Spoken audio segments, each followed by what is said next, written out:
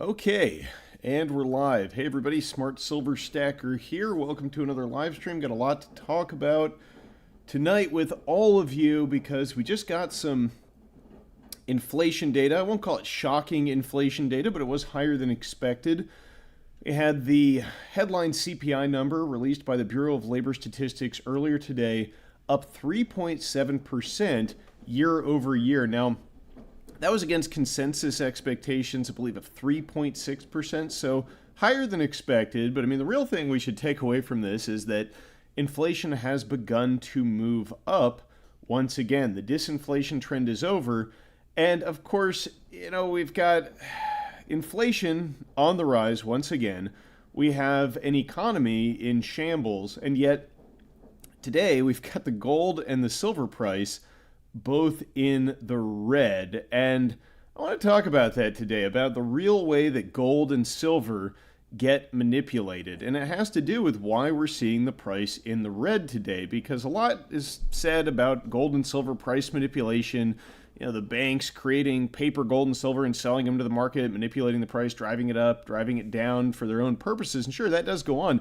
But the real way that you manipulate gold and silver prices is you convince the public that gold and silver are not money, and that the Fed has all of the tools in its toolbox that it needs to fix the situation, and that the government can spend endless amounts of money that it doesn't have, financing that via borrowing, and that everything will be just fine. So let's get into that, and let's take a look at the numbers here. So this is from the CPI released earlier today. We've got the all items up 3.7%. year over year. And now the biggest chunk of that coming from energy. No surprise, we've been talking about that quite a bit on the channel recently. You've got energy commodities month over month up 10.5%, gasoline 10.6%. Now you will notice though that the energy prices still year over year are down. So I think that we still have a long way to go with the energy price driving inflation higher. And of course, ultimately, it's going to be the Fed monetizing all of this deficit spending. And that's why I'm stacking gold and silver, even though they're in the red today. In fact, I did just order some more silver.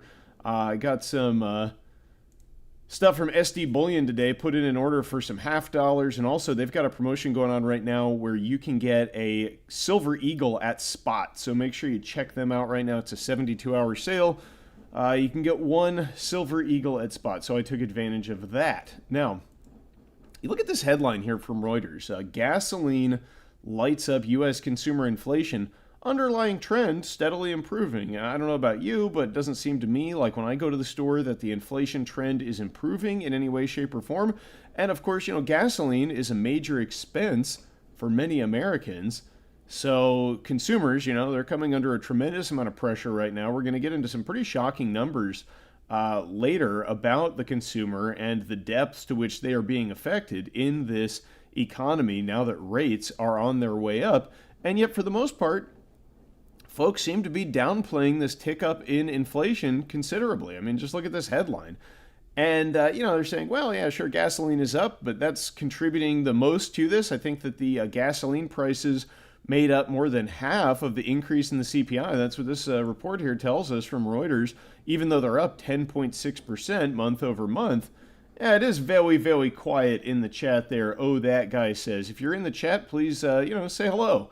And while you're at it, why not give the video a thumbs up? That is always tremendously appreciated. If you haven't subscribed to the channel yet, why don't you give me a subscription? That way, when we do live streams in the future, you'll be notified and you can hop in the chat. And for those of you in the chat, they're saying, hello, I do see you. Hello, welcome. So, gasoline prices up. Price of shelter continuing to rise, though rents are moderating. I don't know about you, but I don't see rents moderating in my area. I see them continuing to move up. I mean, in fact, homelessness is now becoming a very serious problem in the United States because of these rising rents. You got food prices up. So basically all the stuff that people actually need, right? Fuel, food, housing, the basics are moving up. Now, we do have the price of crude oil in the green today. No surprise, considering the fact that you have got Saudi Arabia and Russia both tightening up the global energy supplies. In fact, you've got Goldman warning that we could see $100 a barrel oil by the end of 2024. I mean, I suspect it could be significantly higher than that, because who's to say that the Saudis and the Russians, they're going to be even more closely tied together after January. Saudi Arabia is going to be part of BRICS, along with the UAE and Iran, some major energy producers. Who's to say they won't have more motivation to tighten up the market even more? I mean, they increase their profits. They're net exporters of this stuff, when the price goes up, they're making more money. So they certainly have motivation for that. A lot of people are saying that this may have some kind of political motivation to try to endanger the Biden administration by cranking up inflation. I mean, there could be something to that, but I think that more from a geopolitical standpoint, the Russians and the Chinese especially, they have all sorts of reasons to want to put the squeeze on the global economy. I mean, the Chinese, they're getting cheap oil and gas from Russia. They're paying way below that $100 price or the $88 price that West Texas Intermediate is at right now. So, the global South, they've got a lot of motivation to keep the screws tightening in terms of energy prices, and I think that's what we're going to see. Like I said, we got a decline in the price of gold down to $1,930. That's a December futures contract. Silver down to $23.13. And, this really just shows how irrational these markets have become. Now, if you take everything that the Fed tells you at face value, then this kind of makes sense, right? It makes sense because the Fed is telling you that they're going to fight inflation. Jerome Powell waxes hawkish, and the price of metals falls. However, look at the CME FedWatch tool. Despite the fact that you would think higher than expected inflation might cause the Fed to accelerate their rate hikes, still a 97% consensus here that there's going to be a pause in rate hikes from the Fed. Now, of course, the real reason that the Fed wants to take a pause is because they know they're going to break something in this economy. But, I mean, if they're taking a pause and we're already seeing inflation tick back up to 3.7%, headline inflation, it looks like inflation now bottomed back in June at 3%, then, why is the Fed pausing? If their goal is to get inflation under control, and they are likely going to pause, maybe they'll hike rates before the end of the year, but I think they're beginning to understand that the ammunition that they have for hiking rates is beginning to diminish. But you wouldn't know that from looking at the gold and silver price. The real reason, of course, that the Fed's inflation fight is doomed and that we're seeing inflation begin to tick up. Sure, yeah, some of it has to do with the tightness in the global energy supply, but keep in mind, the price of oil was on the rise before Russia ever invaded Ukraine, right? Before any of this stuff kicked off. If we look at a long-term chart here, you can see Russia invaded Ukraine in February of 2022. So you already had oil trading at $95 before that happened. It did peak, over $100 after that occasion. But the real reason that the price of oil is high and was high is because the Fed monetized a huge amount of debt during the pandemic. And before that, even in the great financial crisis, they've been monetizing debt for a huge period of time.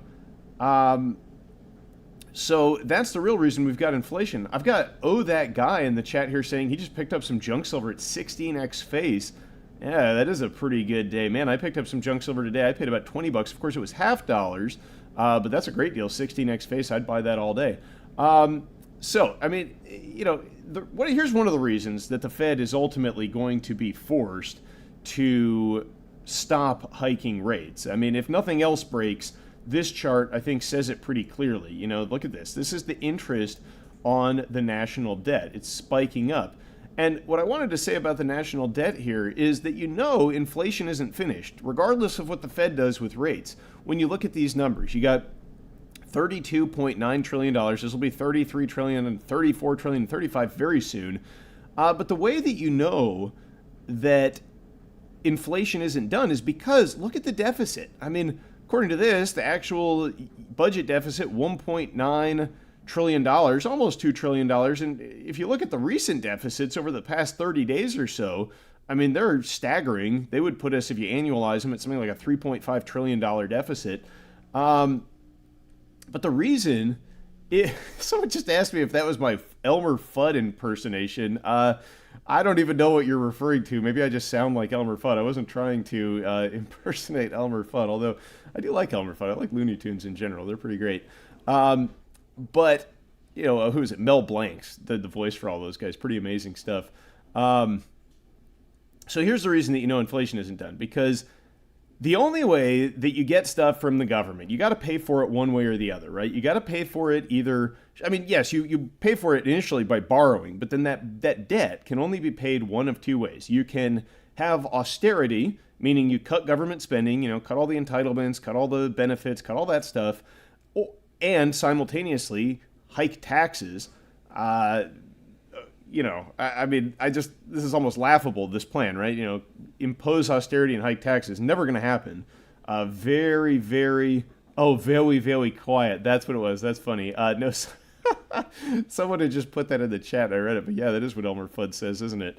Okay, so you got to pay for this stuff one way or the other. You got to pay for this either by taxing the population and having tax revenue, or you can pay for this stuff by inflation, which is a hidden tax. And the way that you pay for it via inflation is you have the Federal Reserve, the lender of last resort, come in, and when nobody else will buy your debt, when interest rates are spiking and the interest on your debt is skyrocketing, as it is right now, you have the Fed come in and they buy up the debt and they monetize it. They leave it on their balance sheet and they never normalize it. You had Ben Bernanke back in the great financial crisis telling us that QE was a temporary measure. They would normalize their balance sheet. Here we are 15 years later. Fed balance sheet now north of $8 trillion. Sure, they're doing some quantitative tightening, but they're doing it very slowly, and there's no way they're going to be successful in that. You can already look at what is happening to the interest payments on the national debt. And this is as the Fed has reduced their balance sheet from something just under $9 trillion to a little above $8 trillion. Imagine if they were to try to normalize it completely and sell all $8 trillion of those mortgage-backed securities and U.S. Treasuries onto the market. Rates would absolutely spike up. There is no way they can normalize that without destroying the economy. And that's how you know inflation is guaranteed to move up.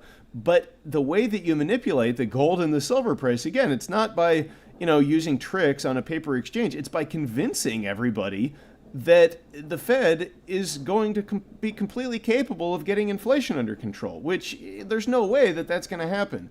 Now, I want to look at this data again. We've been looking at this frequently, but these numbers truly are shocking. The latest total public debt outstanding, this is the debt to the penny from the Treasury, $32.979 trillion. You can see yesterday it was 32.94. So what is that? That's almost $40 billion in deficit spending in one day. Now, of course, you do have days when there's lower than that. You got to average it out, look at it over time to really get an accurate picture of what's going on. But just the fact that in the past day, we've gone another $40 billion into debt, it's pretty shocking, folks. And if you do look back, so September 12th, you got $32.979 trillion.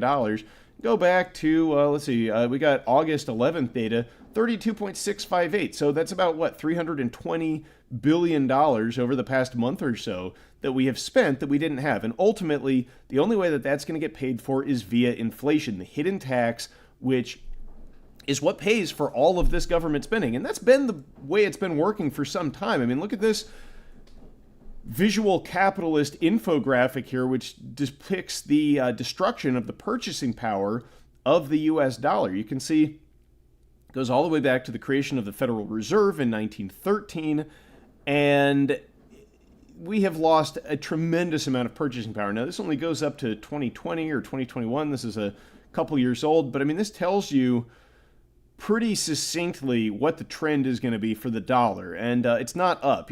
Sure, on this chart it kind of goes up and down. Of course, it's just been down since the gold standard was completely abandoned back in 1971 by Richard Nixon.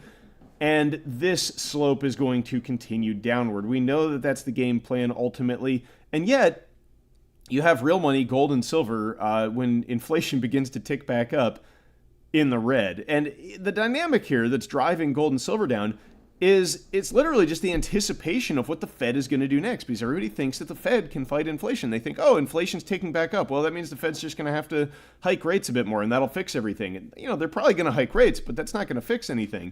Ultimately, they're going to break something, and when they do, they will be returning to quantitative easing. They will bail out the system however they need to, just like they always do. But the problem is that that's going to really destroy the purchasing power of the dollar. I mean, honestly, we may be approaching the end game for the U.S. dollar, at least in its current form. The dollar may be around for some time in name at least, but I do really believe that we are approaching a time when it loses its preeminent status on the global stage. And just look at what's going on around the world. You got the rise of BRICS, you got the rise of the global south. They are de-dollarizing. That is not a trend that is going to reverse anytime soon. We are doubling down on the weaponization of the dollar. We are printing the dollar like you wouldn't believe. In terms of the deficit spending, all of that money eventually will have to be printed. And when that happens, I think our primary regret looking back on all of this will just be that we didn't buy more hard assets and get more gold and silver when we could at these ridiculously low prices. It's not financial advice or anything like that. I'm just telling you how I look at it. That's why I bought more silver today when silver dropped, and I will continue to accumulate both physical metal and, to a lesser extent, some of the producers. If you want to take a leveraged bet, some of the miners I think are worth looking at. Folks who dig it up out of the ground. It's kind of a conversation for another day, but I do think that will be great when the price of gold and silver move up. I do think that the miners will be some of the best performing assets around.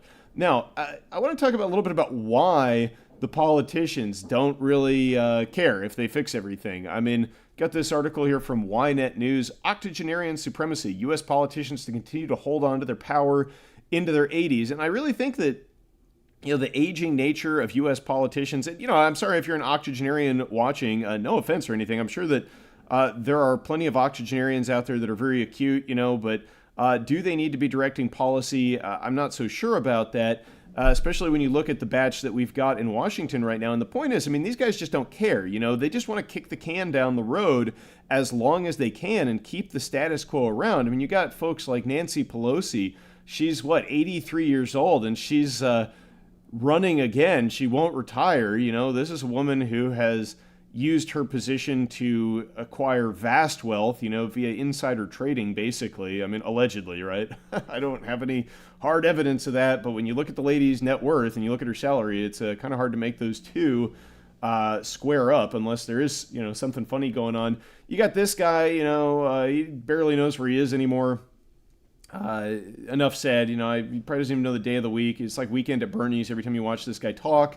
And then, you got this guy, Mitch McConnell, from the other side of the aisle. He's just as bad. This guy likes sending over plenty of weapons and allocating all sorts of money to these international conflicts.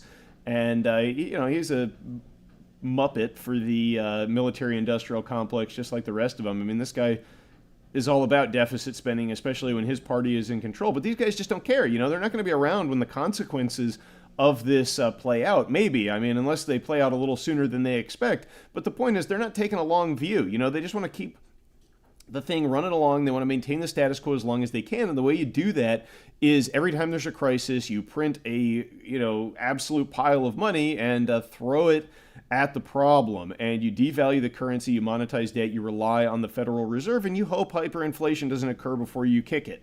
And, for these guys, it's probably not going to be that long. So what do they care? Now, what potential threats do we face right now? Why am I convinced that the consequences of this will likely manifest themselves perhaps a bit sooner than we would be led to believe? Well, you got this FDIC chair, banking industry faces significant downside risk. That's a warning the FDIC chair issued just a few days ago, saying that in an environment of rising inflation and higher rates, the banking industry faces some considerable threats. Now, when the banking system breaks, folks, the Fed is going to get at it. In March, when we had the bank failures, you had the Fed coming in and kicking off their bank term funding program. They erased something like 5 months worth of quantitative tightening in a week or so. They took as collateral for loans all of these low-yielding treasuries that are one Achilles heel of these banks onto their balance sheet, basically saying, hey, those aren't worth what they say on the face, but we'll just give you with a face value if you let us just hold those on our balance sheet. It's QE, stealth QE. They won't call it that, but that's all it is. Now you got the banks getting ready to fail. Here is another one of those Achilles heels. It was reported, a Wall Street Journal fairly recently, that analysts estimate that the banks have a $3.6 trillion exposure to the commercial real estate market. And there is a risk of what they call a doom loop occurring. So the doom loop is, and mind you, 3.6 trillion, it's about 20% of these banks' deposits. So the doom loop is losses on loans. They're leading banks to cut back on lending. That furthers a drop in property prices and more lender losses. It's a doom loop. It's a self-fulfilling collapse of the banking system. And this is something that, if nothing else breaks, if the Fed keeps hiking rates, this very well could be a huge problem. Now, you got this headline from commercialobserver.com. CMBS delinquency rate has jumped 56% since January. That's commercial mortgage-backed securities. So, think about that. The delinquency rate up by 56%. This is published just a couple days ago. Since the beginning of the year. If the Fed keeps hiking rates, that's a trend that's going to continue. You know what one of the categories that's in this commercial real estate category is? It's not just office space and that sort of thing, although, of course, that is all suffering. The rate at which that stuff gets occupied has been precipitously falling. But a big part of this is like multifamily dwellings, apartment complexes, things of that nature. Those are considered commercial real estate. Look at this report this is a commentary on it from the Daily Mail, but this was originally published in the Wall Street Journal. They got a paywall up on the article, so I didn't pull it up. But homelessness. The rate of homelessness among baby boomers, among people aged over 65, is growing at a considerable rate. It's becoming a real problem. What are the problems here? Well, expensive medical emergency, so inflation in terms of healthcare costs, soaring rents.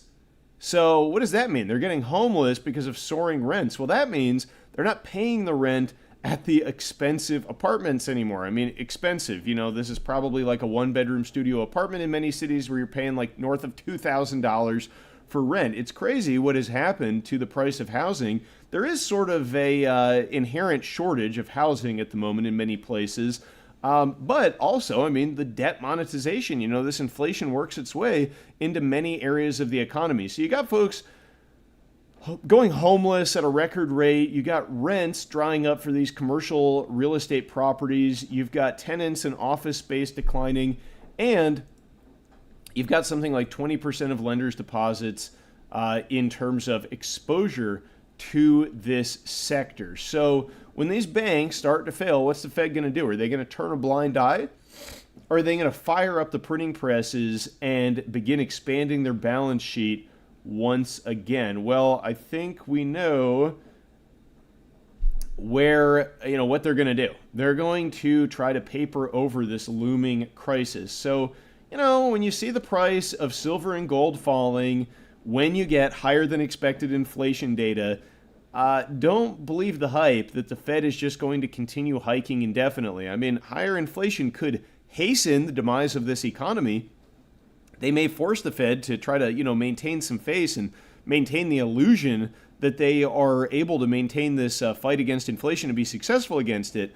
But, that just means they're going to hasten the demise of this economy, of the banking sector, of consumers who are now carrying the highest rate or highest level of credit card debt in recorded history, at the highest interest rate on credit cards in recorded history, with the highest number of credit card holders rolling over a balance and paying interest on it, more than 51% for the first time ever since they've been recording that. You got in October, folks with student debt to the tune of $1.57 trillion are going to have to begin making those payments once again. So, something's going to break.